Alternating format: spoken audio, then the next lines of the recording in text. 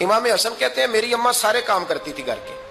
अब तो शहजादे हैं ना हमारे बच्चे, काम और बच्ची, यानी बच्ची मेके से वापस आती है तो सबसे बड़ा दुखड़ा ये सुनाती है कि वो काम बड़ा कराते हैं। सबसे बड़ा दुखड़ा क्या है?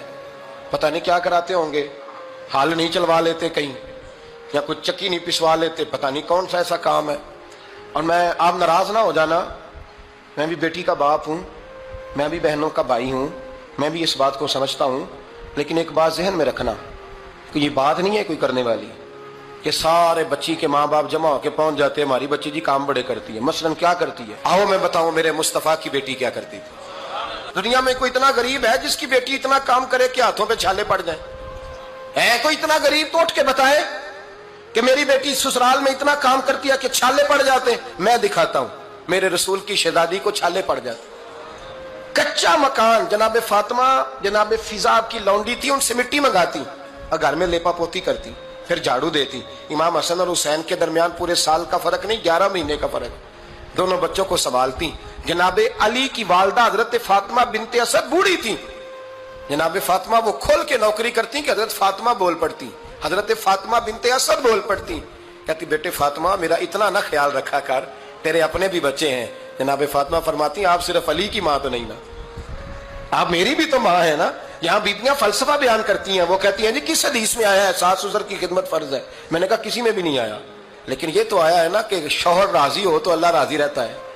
तो अगर शौहर माँ बाप की खिदमत से राजी होता है तो करो खिदमत, इसको तो राजी करना है ना, इस पर तो तवज्जो दो। हजरत फातिमा फिर चक्की पीसती। चक्की चक्की ये आसान जुमला नहीं कह जाते, हम सुन लेते हैं आप।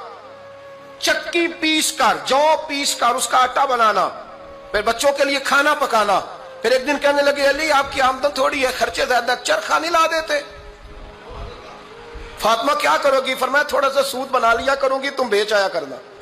चलो मैं थोड़ा हाथ बटाऊंगी। ये सारी ड्यूटियां करके हजरत हसन बरवाते हैं। फिर इज्जत वाले रसूल की इज्जत वाली बेटी, फिर शानों वाले नबी की शानों वाली बेटी, फिर पाक महबूब की पाक शहजादी, सारी ड्यूटियां करके रात को मौला अली से कहती अगर आप इजाजत दें तो अल्लाह को राजी ना कर लूं?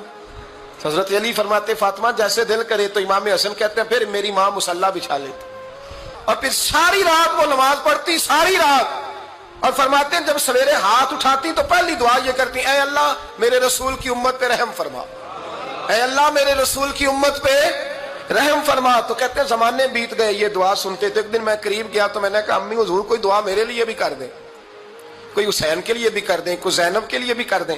सारी दुआएं उम्मत मुस्तफ़ा उम्मत मुस्तफ़ा उम्मत मुस्तफ़ा। कितना बड़ा जुमला है।